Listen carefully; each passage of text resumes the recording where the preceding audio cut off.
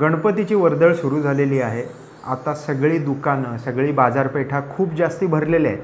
लोक तुडुंब भरून बरंच काही विकत घेत आहेत. अर्थात ती सगळी लोक ही मुंबई, पुणे, नाशिक, ठाणे इकडून काम सोडून सुट्टीसाठी आणि आपल्या बाप्पासाठी इकडे आलेली आहेत. अर्थात त्या सगळ्या लोकांचं नाव आहे चाकरमानी. आता आपण त्यांना चाकरमानी म्हणायचं नाही आहे, ह्या सगळ्या लोकांना कोकणवासीय असं म्हणायचं. मग नक्की ह्या चाकरमान्यांचा इतिहास काय आहे? कोकणवासीय म्हणायचं असेल तर कोकणात आल्यावर ती लोक कोकणाला काय योगदान देत आहेत? ती कोकणातली आहेत, कोकणात त्यांचं मूळ गाव आहे, ती गणपतीला इकडे येणार आहेत, पण त्याहीपेक्षा त्याच्याशी आर्थिक आणि सामाजिक नाळ कशी जोडलेली गेलेली आहे, ह्या सगळ्याची उत्तर आपण आज इकडे बघणार आहोत. नमस्कार, मी राधेय अँड वेलकम टू इतिहास मॅटर्स.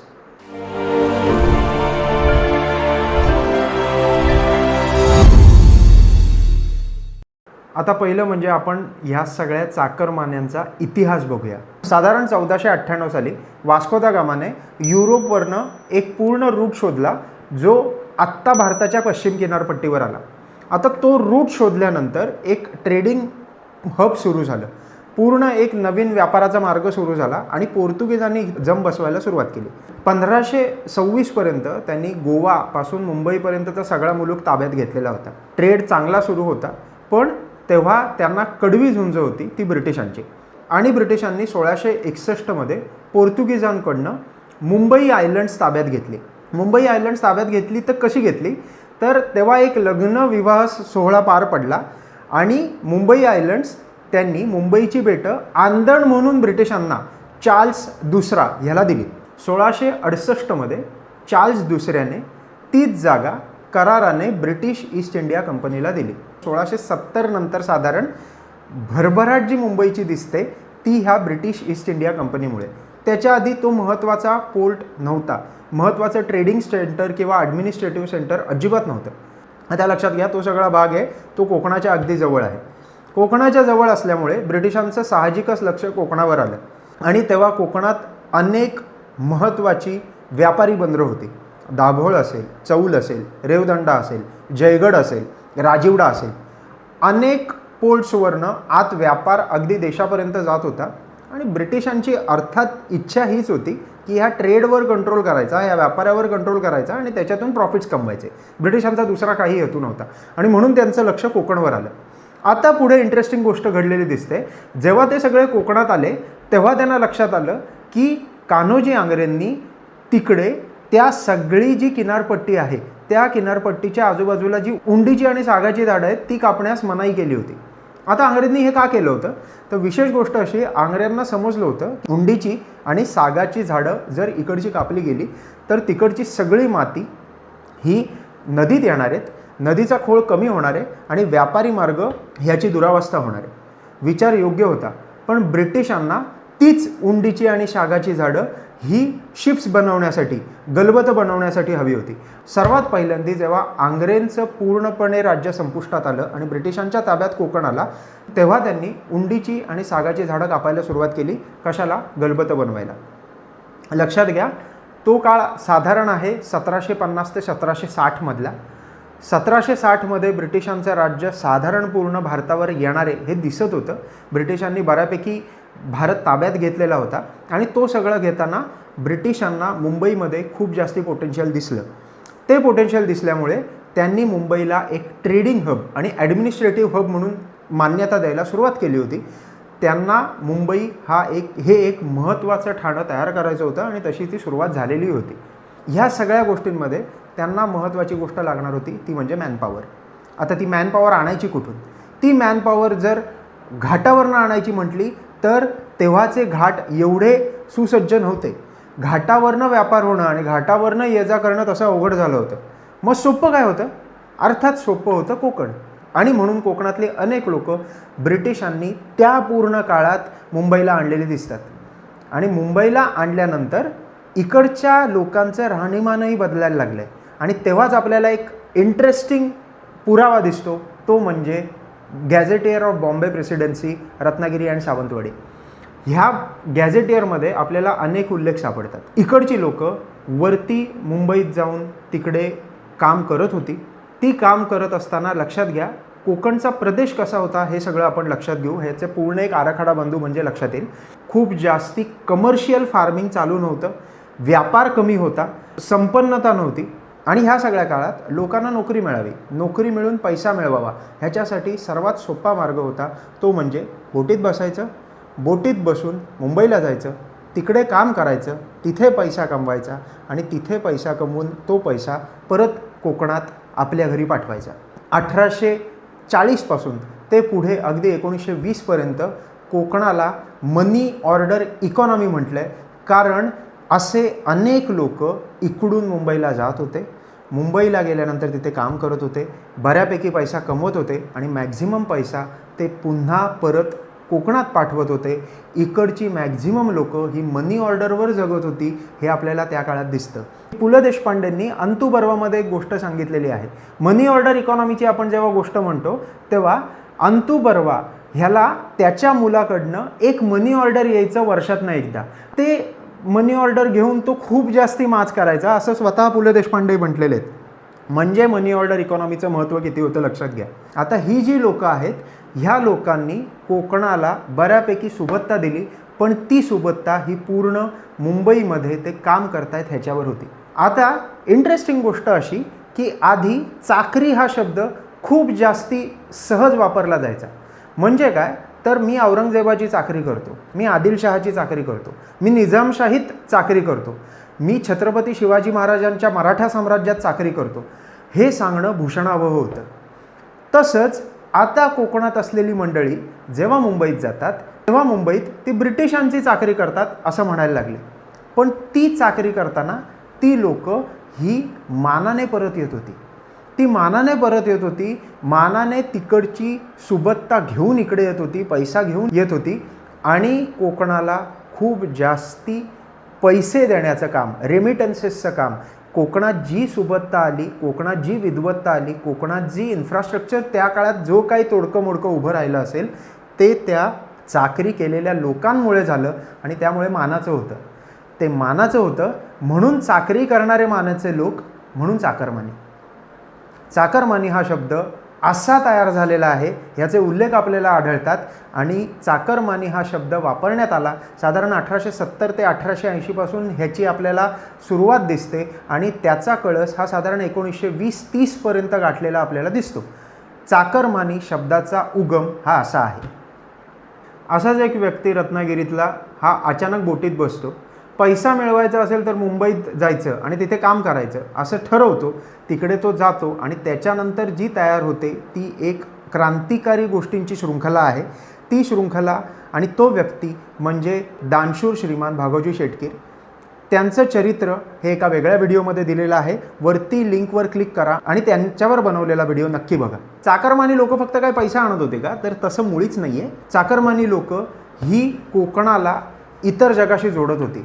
मुंबईद्वारे इतर जगाचं भान, इतर जगातले नवीन वारे हे कोकणात आणण्याचं काम हे चाकरमानी लोक करत होते आणि त्यामुळे भारताच्या स्वातंत्र्यासाठी सर्वात पूरक वातावरण कुठे मिळालं असेल तर ते कोकणात आहे. पण इंटरेस्टिंग गोष्ट लक्षात ठेवा, ब्रिटिशांचा अंमल आहे, ब्रिटिश केवढे बलाढ्य आहेत याची पहिली जाणीवसुद्धा या चाकरमानी लोकांना आहे. त्यामुळे कोकणात डायरेक्टली चाकरमानी इकडे आल्यानंतर कुठलाही उठाव करतील असं आपल्याला दिसत नाही. मुंबईतून इकडे आलेली लोक आणि त्याने आलेले स्वातंत्र्याचे वारे हे अनेक लोकांना भारावून टाकणारे दिसतात आणि म्हणूनच वासुदेव बळवंत फडके तयार झाले, म्हणूनच चाफेकर बंधू तयार झाले, म्हणूनच स्वतः गणेश गोपाळ आठले सारखा एक व्यक्ती तयार झाला. आता हा व्यक्ती तुम्हाला कोण तो माहीत नसेल त्याचा एक वेगळा व्हिडिओ बनवलेला आहे, लिंकवर क्लिक करा आणि तुम्हाला तो व्हिडिओ नक्की समजेल.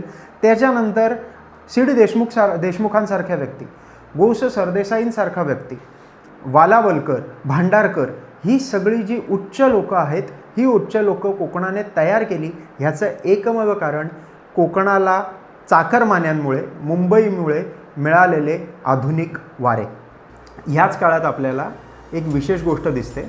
साधारण 1840-50 पासून आपल्याला पेशव्यांमुळे कोकणात गणेशोत्सव साजरा केलेला दिसतो. आत्ता आपल्याला जे सार्वजनिक गणेशोत्सवाचं रूप दिसतं तर तसं रूप तेव्हा नव्हतं. प्रत्येकाच्या घरी गणपती आणला जायचा, तो पूजला जायचा आणि मग त्याचं विसर्जन केलं जायचं. ती एक परंपरा आधीपासून चालू होती. पण साधारण टिळकांमुळे तो गणपती हा सार्वजनिक झाला, पण तो पुण्यात झाला. रत्नागिरी, सावंतवाडी, सिंधुदुर्ग किंवा रायगड ह्या परिसरात म्हणजे कोकण परिसरात आपल्याला गणेशोत्सव हा वैयक्तिक प्रत्येकाच्या घरी साजरा केलेला दिसतो. इंटरेस्टिंग गोष्ट अशी की तो प्रत्येकाच्या घरी साजरा केलेला आहे. प्रत्येकाच्या घरी स्वतः गणपती बाप्पा येतोय. त्यामुळे चाकरमान्यांना, जे सगळे बाहेर कोकणाच्या राहत होते त्या कोकणवासियांना तो बाप्पा अत्यंत महत्त्वाचा वाटायचा. आणि त्यामुळे अजून एक गोष्ट आपल्याला झालेली दिसते, ती म्हणजे सगळी तेव्हाची व्यापारी ठिकाणं, मुंबई, पुणे, ठाणे इकडची अनेक ठिकाणं बंद पडलेली दिसतात आणि तिकडची लोकं इकडे कोकणात येत आहेत आणि गणेशोत्सव अतिशय जोमाने साजरा करतायत. हे अगदी 1870-80 पासून आपल्याला दिसतं. प्रत्येक व्यक्तीची कोकणाशी जी नाळ जोडलेली आहे ती गणपती बाप्पामुळे घट्ट झालेली आहे, हे आपल्याला कायम दिसतं. गणपती बाप्पासाठी तिकडनं अनेक गोष्टी आणायच्या आणि इकडच्या बाजारपेठेला भरभराट द्यायची, हे काम ह्या चाकरमानांनी केलेलं दिसतं. आता आपण जर स्वातंत्र्योत्तर काळ बघितला तर स्वातंत्र्योत्तर काळामध्ये इंटरेस्टिंग गोष्ट ही दिसते की जरीही समुद्री मार्ग 1960-70 पर्यंत चालू होता, तरी त्याच्यानंतर 1990ला एक क्रांतिकारी गोष्ट घडली, ती म्हणजे कोकण रेल्वे. कोकण रेल्वेने जी काही क्रांती घडवली लोकांमध्ये, जी काही चाकरमान्यांना एक वेगळी दिशा दिली तिकडून इकडे सहज येण्याची, त्याने तर येण्या जाण्याचं प्रमाण खूप जास्ती वाढलं. 1870मध्ये 1,00,000 लोक रत्नागिरी, सावंतवाडीमधनं मुंबईत कामाला होती असे डायरेक्ट उल्लेख गॅझेटियरमध्ये आहेत. आणि लक्षात घ्या, 45% मुंबईमधला वर्कफोर्स हा कोकणातला होता आणि रत्नागिरीचं एकूण पूर्ण महाराष्ट्राच्या लोकसंख्येत योगदान फक्त 5% होतं. म्हणजे लक्षात घ्या की किती लोक तिकडे काम करत होती. आपण 2025मध्ये आहोत, पण हे चाकरमानी, अशी लोक जी बाहेर जात आहेत आणि उत्सवाला परत येत आहेत, ह्याचं प्रमाण कायम अधिक वाढलेलंच दिसतं. आता आपण थोडं स्टॅटिस्टिक्समध्ये बोलू म्हणजे तुम्हाला लक्षात येईल. गणेशोत्सवाला साधारण 10 ते 12 लाख लोक ही आत्ता चाकरमानी किंवा कोकणवासीय म्हणून परत कोकणात यायचे. 367 नवीन स्पेशल गणेश रेल्वेज तयार केलेले आहेत. 2024मध्ये MSRTCने साधारण 4,953 एक्स्ट्रा बसेस सेवा तयार केल्या आणि पुरवल्या. 2025मध्ये त्याची संख्या 5,000पेक्षा जास्ती गेलेली आहे. आपण जर साधारण लक्षात घेतलं तर जी लोक बाहेरून इकडे कोकणवासीय म्हणून इकडे परत येतात, तर त्यांचं इन्कम आणि कोकणातल्या लोकांचं इन्कम ह्याचा ॲव्हरेज काढला तर साधारण त्यांचं इन्कम हे 64%, 64% जास्ती आहे असे आपल्याला रिसर्चमध्ये उल्लेख सापडतात. आता हे 64% जास्ती इन्कम जे आहे ते इन्कम घेऊन ही सगळी चाकरमानी लोक इकडे येत आहेत. ती इकडे येऊन इकडच्या बाजारपेठेत खरेदी करत आहेत. स्थानिक लोकांना बरंच जास्ती बिझनेस ती लोक देत आहेत. तो बिझनेस दिल्यानंतर प्रत्येकाच्या घरात गणपती आहे म्हणजे त्याची सजावट, त्याच्या मिठाया, गोडधोड, येण्या जाण्याची लोक, तिकडची खाद्यसंस्कृती ही सगळी जपायला तिकडची स्थानिक लोकच ते सगळे रिसोर्सेस पुरवतात. म्हणजे इकॉनॉमी किती ड्राईव्ह होते हे तुम्हाला समजेल. तुम्ही जर पुणे, मुंबई, कोल्हापूर इकडचा गणेशोत्सव बघितलात तर तिकडे DJ लावून खूप जास्ती नाच गाणं, खूप जास्ती धागडधिंगा हे दिसतं. कोकणाची खासियत ही आहे की इथे अजून मिरवणुकीचा DJ सोडल्यास प्रत्येकाच्या घरोघरी गणपती असल्यामुळे त्या गणपतीचं पावित्र्य अतिशय छान प्रकारे आणि अतिशय प्रेमळपणाने, आदराने, मनोभावे कुठलाही धांगडधिंगा न करताना साजरा केलेलं दिसतं. कोकणवासियांसाठी गणेशोत्सव हा एक मानबिंदू आहे. गणेशोत्सवाला इकडे यायचं म्हणून चाकरमानी किंवा कोकणवासी म्हणून हा कसाही काहीही करून धावत पोहत कसाही येईल असे उल्लेखच आहेत. कोरोनाच्या काळात सगळीकडे बंदी असताना मुंबईतले अनेक कोकणवासीय हे कशाही प्रकारे काही ठिकाणी चालत का होईना पण यायला तयार होते. अशा वातावरणात गणेशोत्सव साजरा करणं हे कोकणवासियांसाठी किती महत्त्वाचं हे तुम्हाला लक्षात येईल. आणि त्याहूनही कोकणाला सुबत्ता ही फक्त आंबा, मासे आणि निसर्ग ह्या 3 गोष्टी देतात असं नाही, तर कोकणाला सुबत्ता हा गणेशोत्सव देऊन जातो. गणपती येतो तेव्हा तो लक्ष्मीबरोबर येतो. लक्ष्मी आणतो, इथे लक्ष्मी फिरवतो आणि आपले व्यापार तुडुंब भरून प्रत्येक व्यापाराला अत्यंत चांगल्या प्रकारे प्रॉफिट देण्याचं काम गणेशोत्सव करतो. गणेशोत्सव हा एक फक्त सामाजिक विषय नाही आहे, तर गणेशोत्सव हा त्याहीपेक्षा जास्ती कोकणवासियांमुळे आणि कोकणवासियांसाठी एक आर्थिक विषयही आहे. त्याचं विद्रुपीकरण नाही आहे, त्याच्यात कुठेही धागडधिंगा नाही आहे. तिथे पावित्र्य आहे आणि ते पावित्र्यसुद्धा लक्ष्मीला घेऊन येतं आणि म्हणून कोकणातला गणेशोत्सव हा कोकणवासीय किंवा चाकरमानी तुम्ही काहीही म्हणा ह्याच्यामुळे खूप जास्ती भरभराटीला येतो. आज सगळ्या चाकरमान्यांतर्फे किंवा कोकणवासियांतर्फे तुम्ही त्याला जे काय म्हणाल त्यांच्यातर्फे आणि त्यांच्यासाठी एक छोटासा व्हिडिओ. तुम्ही येता म्हणून कोकण भरभराटीला आहे, तुम्ही येता म्हणून कोकणाला सुबत्ता मिळते, तुम्ही येता म्हणून नवीन वारे येतात, तुम्ही येता म्हणून खूप जास्ती कोकणवासियांना आनंद होतो. असेच येत राहा, असंच काम करत राहा. पण आता कधीतरी मुंबई, पुणे, नाशिक, कोल्हापूर, ठाणे ही ठिकाणं सोडल्यास कधीतरी कोकणात स्वतः रोजगार तयार होऊन चाकरमानी किंवा कोकणवासी हे कोकणातच राहतील आणि सुबत्ता फक्त गणेशोत्सवाला नाही तर 365 दिवस देतील, ह्याची आपण गजाननाचरणी मनोमन प्रार्थना करूया. गणेशोत्सवाच्या तुम्हाला खूप खूप शुभेच्छा. तुम्हाला हा व्हिडिओ आवडला असेल तर लाईक करा, शेअर करा, सबस्क्राईब करा आणि अजिबात विसरू नका, इतिहास मॅटर्स.